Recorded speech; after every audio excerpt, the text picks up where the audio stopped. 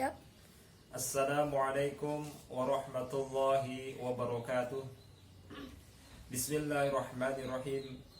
Alhamdulillahi rabbil alamin. Wassalatu wassalamu ala ashrafil anbiya'i wal mursalin Sayyidina wa maulana Muhammadin wa ala alihi wa sahbihi ajma'in, amma ba'd. Berjumpa lagi dengan saya, Pak Ismail, Guru Agama Islam SMP Negeri 115 Jakarta. Puji syukur kepada Allah, kita masih diberikan nikmat sehat walafiat, panjang umur, sehingga kita bisa terus menuntut ilmu walaupun PJJ, pembelajaran jarak jauh.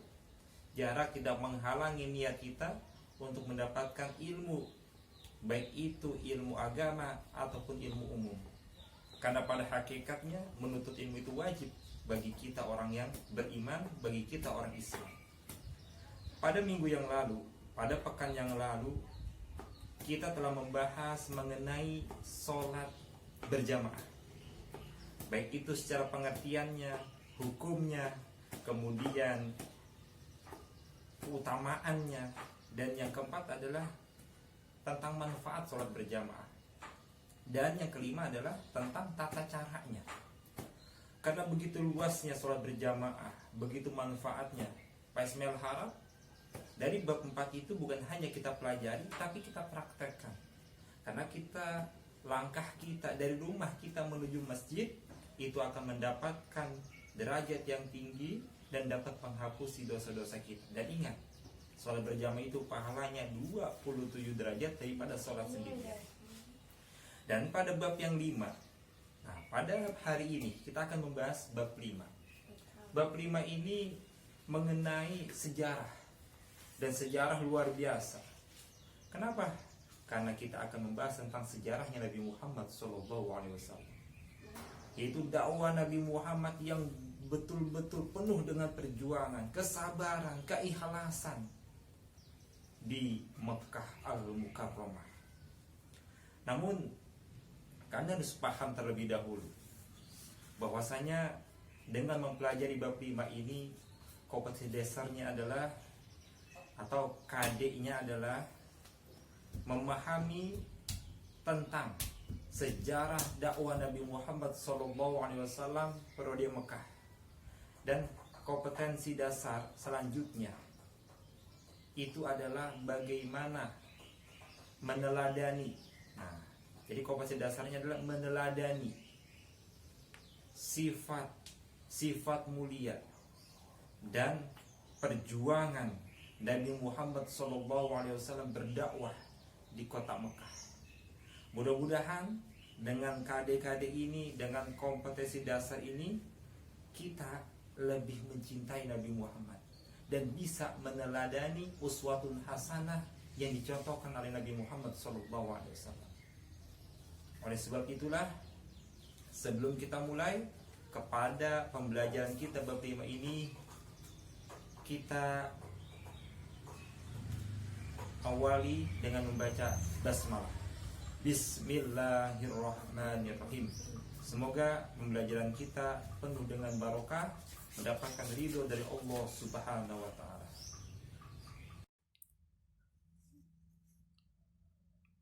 Baiklah, kita akan membahas bab 5. Selamat datang wahai nabiku, kekasih Allah Subhanahu wa ta'ala, yaitu Nabi Muhammad SAW.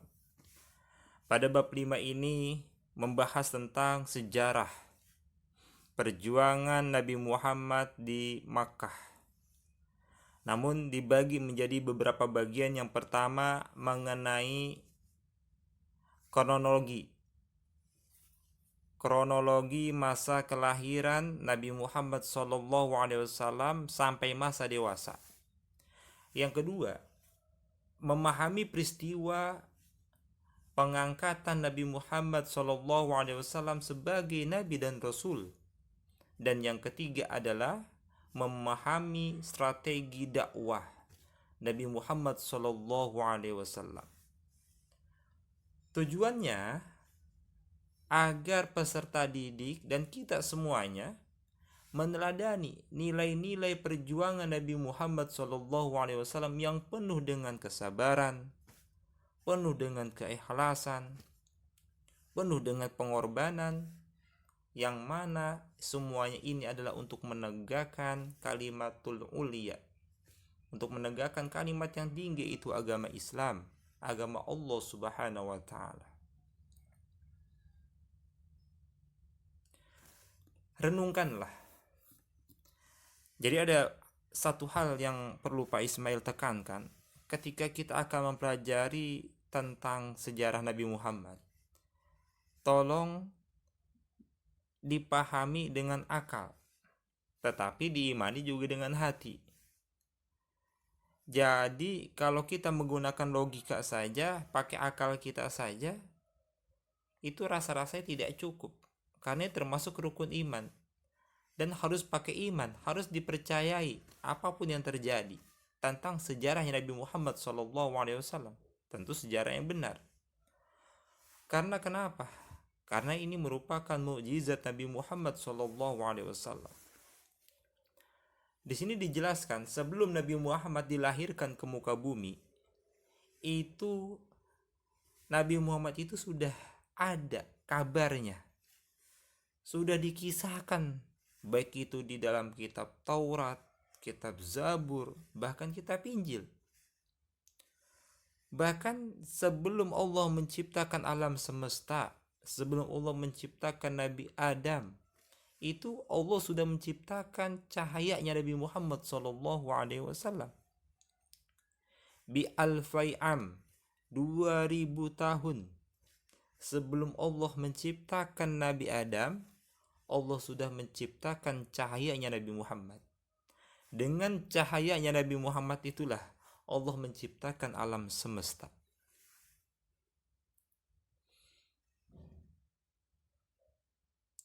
Bahkan tatkala Nabi Adam alaihi salam menikah dengan Hawa di surganya Allah Subhanahu wa taala, itu ada ucapan atau kalimat, ada kalimat di pintu surga. Asyhadu an la ilaha illallah wa asyhadu anna Muhammadar Rasulullah. Itu menjadi maharnya. Jadi kehadiran Nabi Muhammad ini memang ditunggu-tunggu, baik itu oleh orang Yahudi, Bani Israel, ataupun orang Arab. Di dalam kitab Taurat saja itu ada ungkapan seperti ini.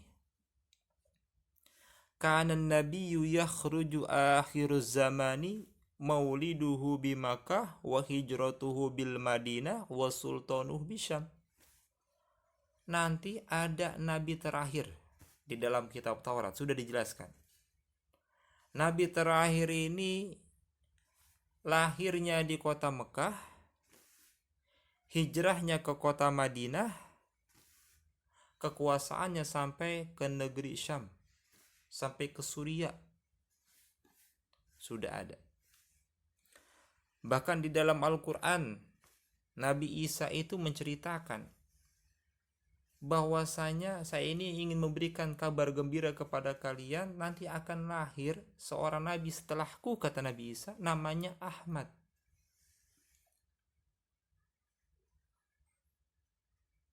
Jadi nabi-nabi sebelumnya itu sudah menginformasikan bahwa akan lahir nabi kekasih Allah yang terakhir, namanya Ahmad atau Muhammad sallallahu alaihi wasallam. Nabi Muhammad ini pembawa berita bahagia, ancaman, perintah, dan melarang manusia kepada hal-hal yang buruk tentunya. Dan satu-satunya manusia, Nabi, yang bisa, yang dapat memberikan syafaat nanti pada hari kiamat, itu adalah Nabi Muhammad sallallahu alaihi wasallam.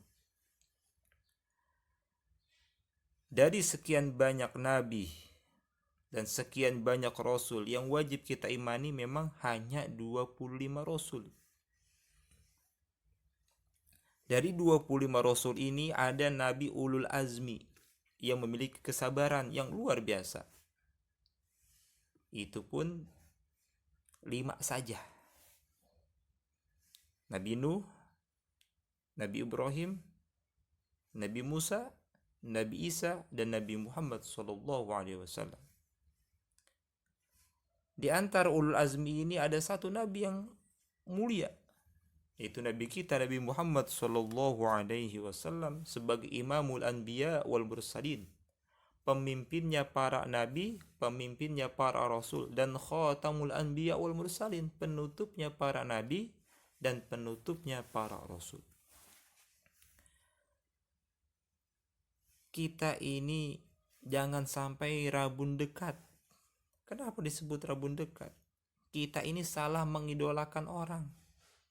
Kita sudah tahu bahwasanya Nabi Muhammad adalah manusia yang mulia, Nabi yang sempurna, manusia yang sempurna secara fisik, secara akhlak, betul-betul sempurna. Kalau misalnya Nabi Muhammad kalah ganteng, misalnya Nabi Yusuf, itu salah. Kegantengan Nabi Muhammad itu setengahnya dari umat manusia. Nabi Yusuf seperempatnya, dan kita rame-rame seperempatnya. Jadi Nabi Muhammad ini harus dijadikan sebagai tauladan kita, sebagai idola kita. Maka dari itu, harapan kita setelah kita mempelajari tentang sejarah Nabi Muhammad, kita semakin kenal kepada Nabi Muhammad. Dengan kenal itulah kita semakin sayang, dan dengan sayang itu kita akan semakin cinta kepada Nabi Muhammad. Ingat bahwasannya almar'u yuhsyaru ma'amman ahab, manusia itu akan dikumpulkan bersama orang yang ia cintai. Kalau di dunia dia mengidolakan, dia mencintai, dia tergila-gila dengan artis Korea, maka dia akan bersama artis Korea nanti di neraka kalau dia orang kafir. Main sepak bola, kalian tergila-gila mengidolakan sekali, dan dia orang kafir, maka kalian akan bersama mereka nanti. Itulah yang dikhawatirkan. Makanya kalau kita punya idola, idolalah kepada Nabi Muhammad SAW yang betul-betul sebagai uswatun hasanah, tauladan yang baik untuk kita umatnya. Kita akan memasuki tentang kehadiran Nabi Muhammad SAW. Nabi Muhammad SAW lahir hari Senin, tanggal 12 Rabiul Awal, bertepatan dengan tanggal 20 April 571 Masehi. Nabi Muhammad lahir dalam keadaan yatim. Ayahnya Abdullah bin Abdul Muttalib wafat saat Nabi Muhammad masih berusia. Nah, di sini perlu dilarat, perlu diganti. Yang betul adalah 2 bulan di dalam kandungan ibundanya, yaitu Aminah. Jadi Nabi Muhammad itu sebelum dilahirkan, 40 hari sebelum Nabi Muhammad lahir, kita akan bahas, itu terjadi penyerangan tentara gajah dari Yaman.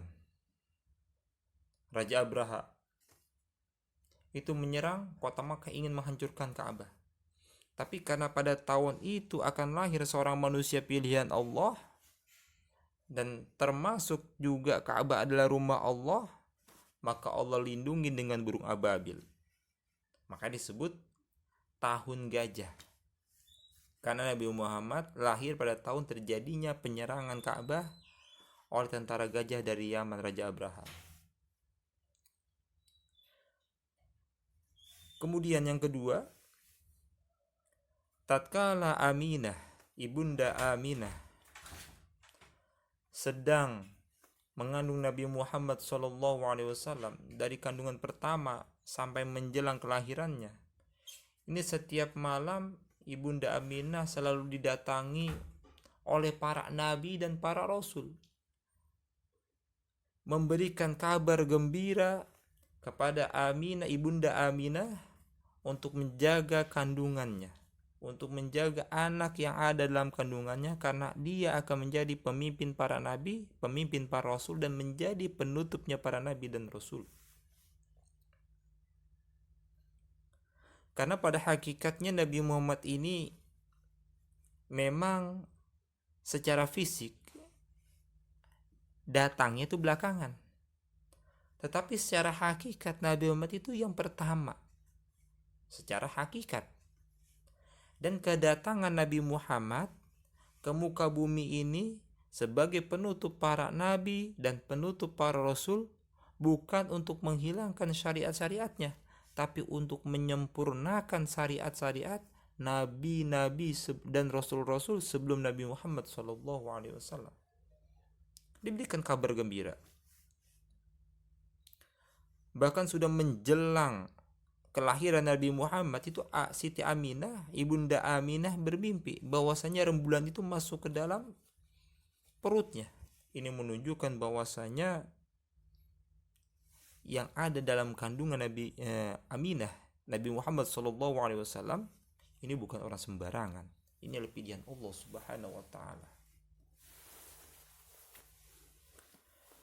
Tepatnya di malam Senin. Jadi Nabi Muhammad itu lahir Senin tapi malam. Berarti hari Ahad malam Senin. Karena perhitungan kalender Hijriah itu ba'da maghrib. Kalau udah azan maghrib sudah dihitung hari berikutnya. Berarti kalau kita nih itu hari Ahad malam Senin. Jadi ketika sore hari orang-orang Quraisy ini mendatangi kakeknya Nabi Muhammad sebagai pemuka Quraisy pada saat itu, yaitu Abdul Muthalib. Wahai Abdul Muthalib, suasana pada sore hari ini tidak seperti biasanya. Sungguh sangat indah, sungguh sangat nyaman, terasa nyaman sekali. Bagaimana kalau seandainya kita mengadakan pesta di dekat Ka'bah? Akhirnya bangsa Quraisy itu mengadakan pesta. Ini seakan-akan sudah ada tanda-tanda alam supaya mereka itu bergembira pada malam itu. Bahkan ada salawatan itu, rohatil atiyaru tashdu filayalil maulidi. Burung-burung aja terbang, mereka bernyanyi menyambut kedatangan Nabi Muhammad SAW di malam kelahiran Nabi Muhammad SAW. Ketika sudah detik-detik kelahirannya, datanglah dua wanita mulia. Siapakah dia? Asiyah, yaitu istrinya Fir'aun.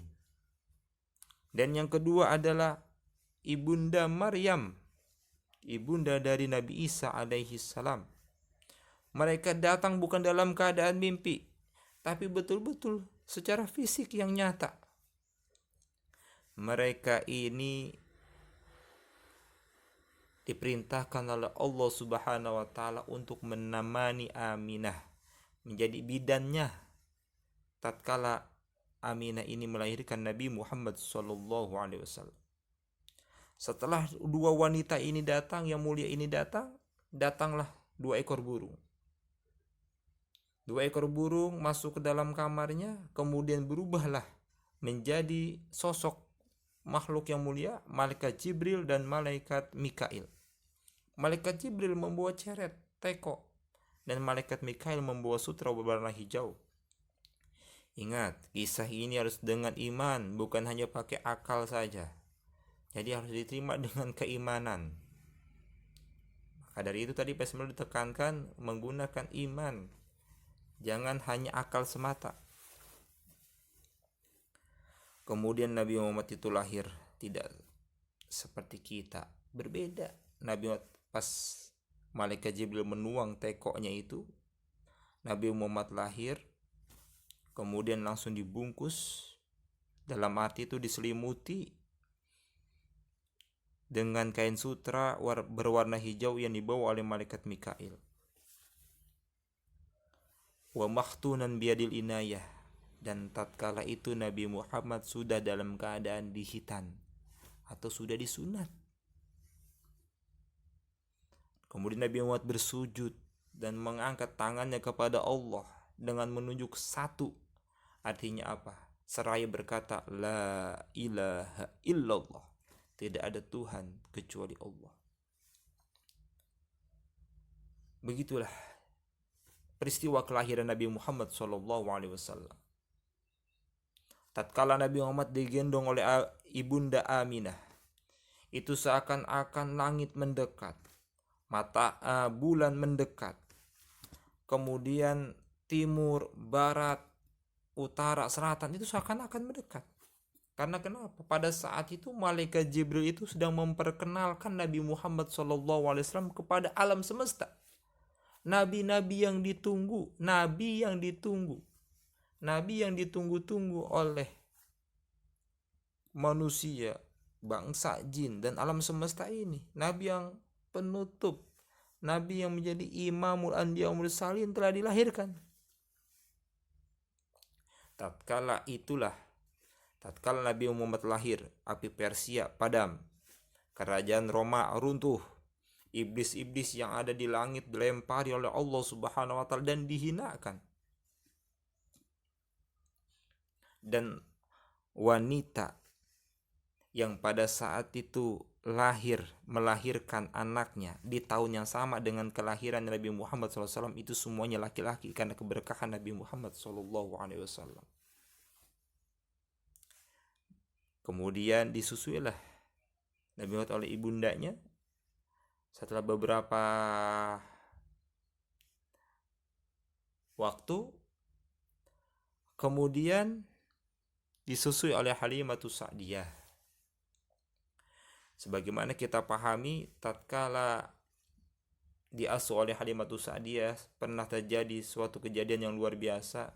Nabi Muhammad tatkala lagi main bersama teman-temannya, itu Nabi Muhammad dibawa oleh 3 makhluk. Ini adalah sebenarnya malaikat Jibril, Mikail dan Israfil. Mereka membelah dada Nabi Muhammad, mencuci hati Nabi Muhammad dengan air es, mencuci segala sifat-sifat kotor yang ada pada diri Nabi Muhammad, pada hati Nabi Muhammad. Setelah dicuci dengan bersih, kemudian diisi dengan ilmu, hikmah, akhlak mulia. Walaupun dicuci dengan air es, bukan air es seperti air kulkas kita, bukan. Ini air es penyejuk yang murni, betul-betul murni. Karena peristiwa ini Aminah khawatir. Kemudian Aminah ini mendapat kabar dari Halimatus Sa'diyah. Halimatus Sa'diyah mengembalikan Nabi Muhammad SAW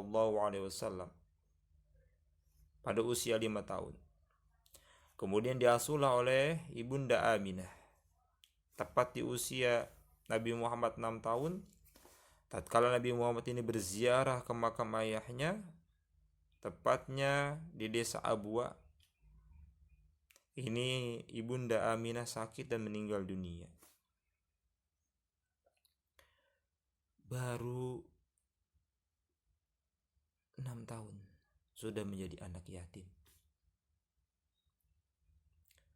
Diasuhlah Nabi Muhammad SAW oleh kakeknya Abdul Muthalib selama 2 tahun.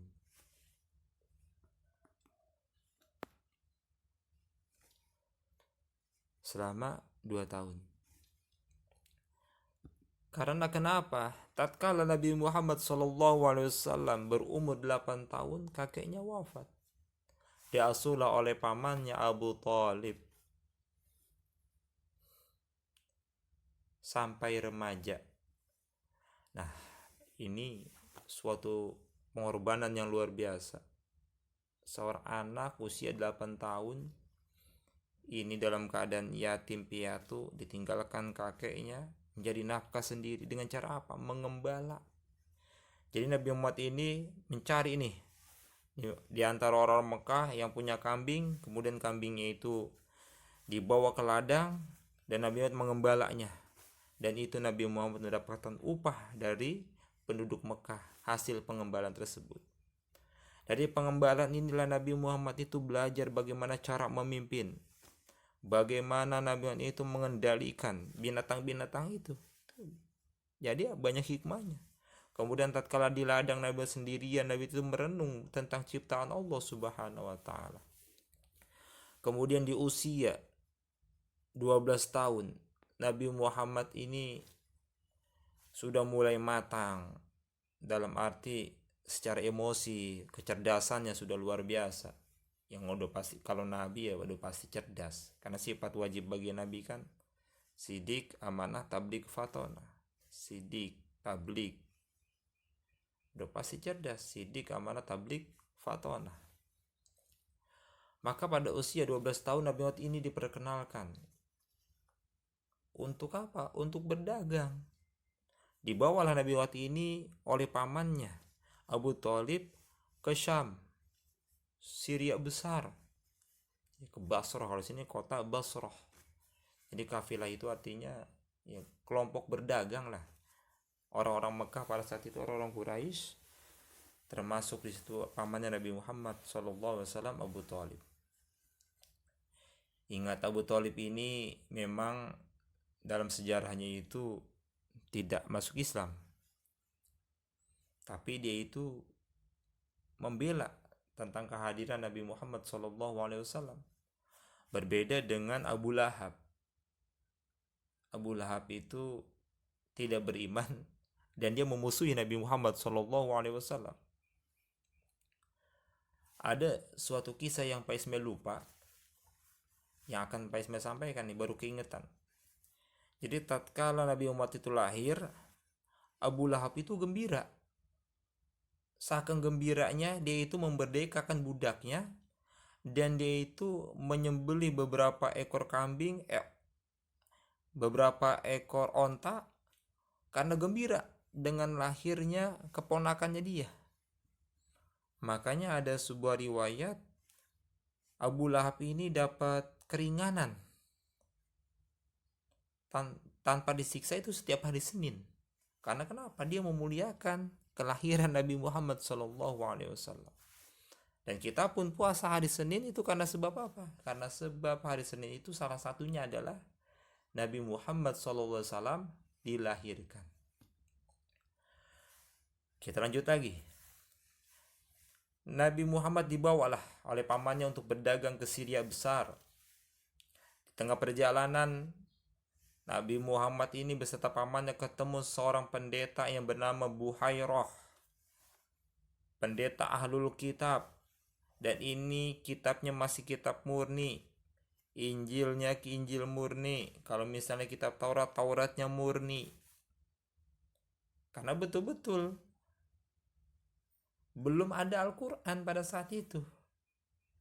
Jadi betul-betul murni. Dalam kitab itu disebutkan tentang ciri Nabi Muhammad, fisiknya disebutkan. Bahkan kalau Nabi itu berjalan, itu awan selalu ngikutin. Nabi itu gak pernah kepanasan.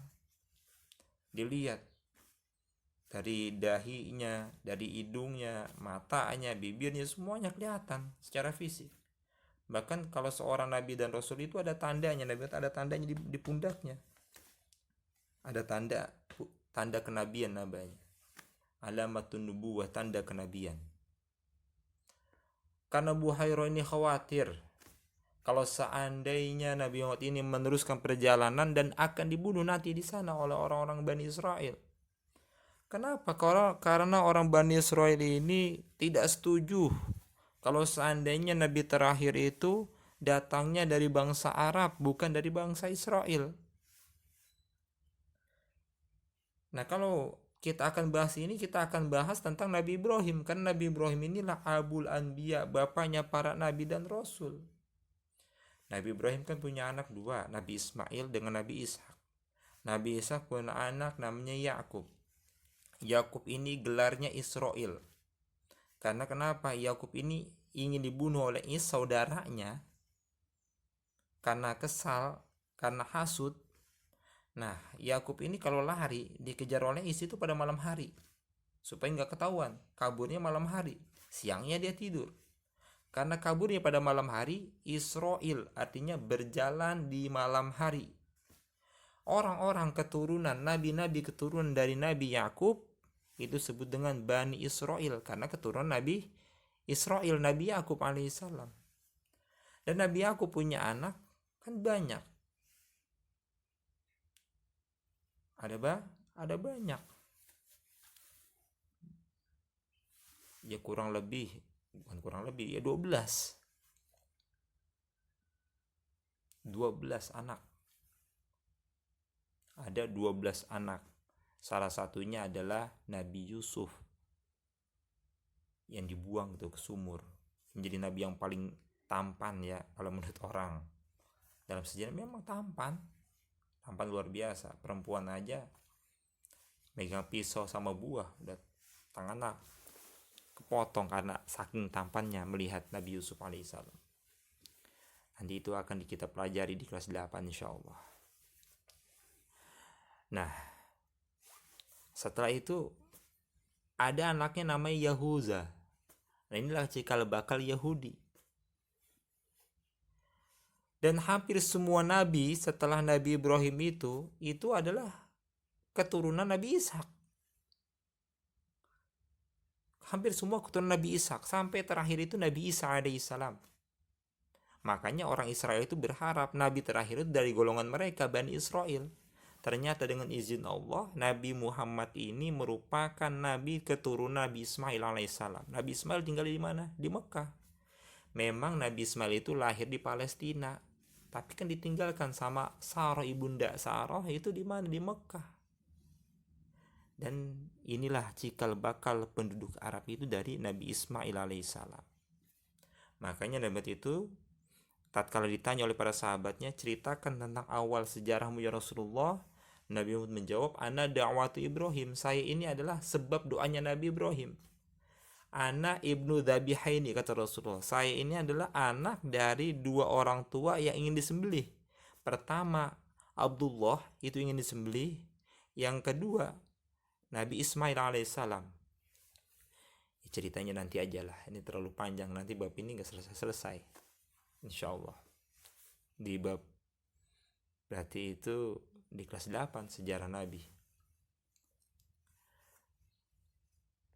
Akhirnya karena khawatir dibunuh nih Nabi Muhammad disuruh pulanglah oleh Buhairah. Pulanglah kamu bersama paman Abu Thalib, pulang ke rumah. Di usia 17 tahun Nabi Muhammad ini terkenal dengan kejujurannya. Masya Allah, dengan kejujurannya itulah Nabi Muhammad dapat gelar Al-Amin. Artinya adalah orang yang dapat dipercaya karena kejujurannya.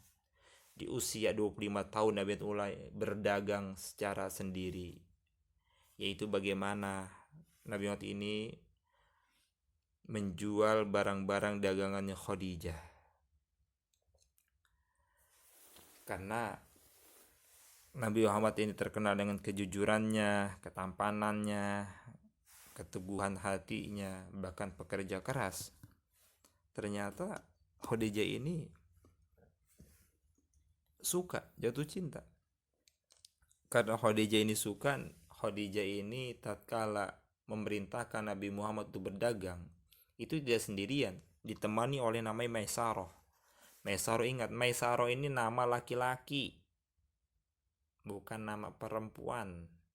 Ya kalau orang Indonesia mungkin Maisarah, Siti Maisarah betul perempuan, tapi dalam sejarah Nabi, Maisarah ini adalah laki-laki yang menemani Nabi Muhammad SAW dan sebagai mata-mata dari Khadijah. Jadi Khadijah ini karena suka dengan Nabi Muhammad bilang, wahai Maisarah, kamu perhatiin nih laki-laki ini, bagaimana cara dia bersikap, bagaimana perilaku dia selama berjualan, kamu perhatiin. Ternyata Masya Allah Maisarah ini sangat kagum dengan Nabi Muhammad, baik secara fisik, secara sikap, wah pokoknya luar biasa, sempurna sekali lah Nabi Muhammad SAW. Tatkala berjalan saja itu awan selalu ngikutin Nabi Muhammad. Maisarah udah Masya Allah. Jadi dia gak pernah kepanasan. Karena kenapa? Selalu dinaungi oleh awan. Kemanapun Nabi Muhammad jalan, awan ngikutin. Karena mukjizatnya Nabi Muhammad pertama itu. Yang kedua, Nabi Muhammad itu gak punya bayangan. Karena cahayanya Nabi Muhammad itu melebihi cahayanya matahari.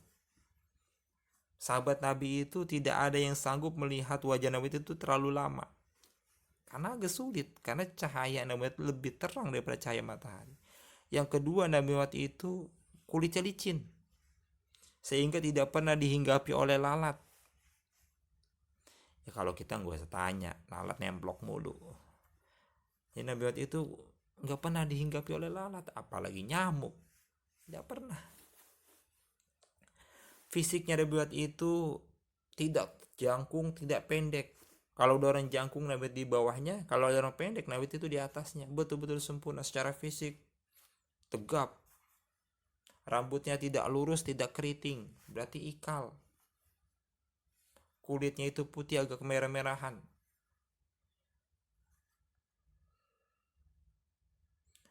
Dan yang hebatnya lagi, misalnya buat lewat, itu kalau ada batu itu mengucapkan salam. Bahkan biawak aja beriman kepada Rasulullah. Pelepah kurma itu datang untuk mengucapkan salam dan naik lagi ke batang pohonnya. Tongkat mimbar tatkala diganti dengan yang baru, itu yang lama menangis karena nggak dipakai oleh Nabi Muhammad SAW. Karena keistimewaan itulah Maisarah betul-betul kagum. Apalagi tentang sikapnya, nggak usah diragukan lagi. Udah jujur, berperilaku santun. Saat berbicara lemah lembut, pekerja keras.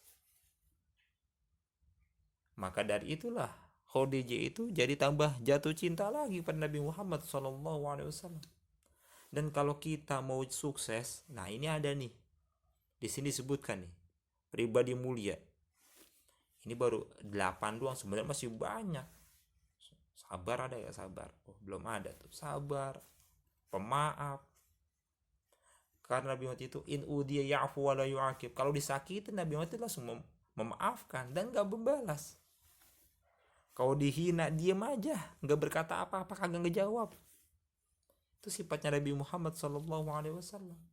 Kalau jualan, misalnya dia bilang, ini harga saya beli modalnya 100.000, saya jual 150.